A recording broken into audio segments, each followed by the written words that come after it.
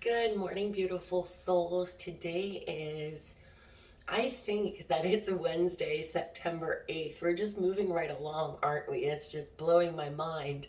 Um, Yesterday, I had two toddlers with a tummy bug, and I swear my 4-year-old brings home some sort of tummy bug, cold, sickness, something every 2 weeks from daycare. It's literally, she's only been in preschool since March, February, March, and since then, every 2 weeks, we just were all taking turns coming down with something. It's not fun. I know that her immune system has to adjust, but it's like, oh my goodness. So let's jump right into today's message. I hope that everybody had a good new moon. I would love to hear about the energy for you. Um, for me, it's just kind of like I feel like I don't know where I'm going, but I know I'm on the right path kind of feeling, just kind of manifesting some big things in my life right now. So it's really exciting. And of course, when you manifest, it's not going to happen overnight. You know, you can't expect that. You can't be disappointed because it doesn't happen like a week after, you start really manifesting it. You got to stick with it, and you got to stick with it. And then you got to work with the universe. And it's just like, I know I'm getting closer to the point where I'm going to do my first live. I have a feeling there's going to be no warning, and I think I'm gonna do it on Facebook when I do my own first live.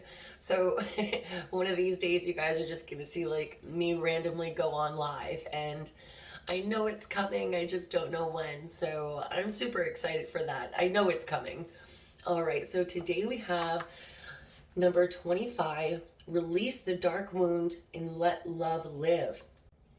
If we detach something from its source too soon, trying to force it to become what it is not yet ready or willing to become, we can unintentionally sap it of its strength and kill it.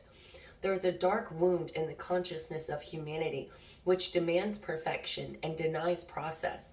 If you are thinking of publishers before you have even written the book, if you are comparing your unfinished song idea to the latest best-selling pop release, if you have decided you are not good enough or worthy enough to succeed before you've given it everything you've got and asked for divine help, then this dark wound has you in its grasp.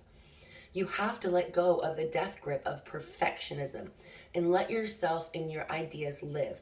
Love is abundant, creative, and inspiring. It moves us so much more joyously and creatively than fear. You're being asked to honor the path of your own love. What inspires you? What feels exciting, joyful, and perhaps even rather different? Let that live. Release the dark wounding of false belief. There are countless stories of vastly successful artists who very nearly binned the project that was the making of their career because of the despair fostered by their own dark nature. They doubted, they were uncertain. Was their work any good? Was it useless? They struggled to believe in the right of a work to come to life, whether it was accepted, revered, or rejected by others or not. And this makes me think, my husband and I were just watching some more space stuff the other night. And every scientist who had a massive discovery of either the universe or created a new invention, do you guys realize how many times they had to be wrong before they were right? It's called trial and error. It's okay to be wrong. It's okay to make mistakes. That's how you're going to get where you're going. You have to be okay to mess up, to not get it just right the first time. They nearly lost their work to fear. Undoubtedly, there have been many times when this has actually happened and the work was not saved and not allowed to live. The universe is telling you guys today, do not let this happen to you. Whether something is meant to be commercially oriented venture or a more personal creation for your own therapeutic healing, it must be allowed to be without judgment, without criticism, even without premature evaluation. It must be allowed to be what it is, and only time, love, patience, and attention will reveal it. Okay, so for a fine example, about me trying to perfect my first live.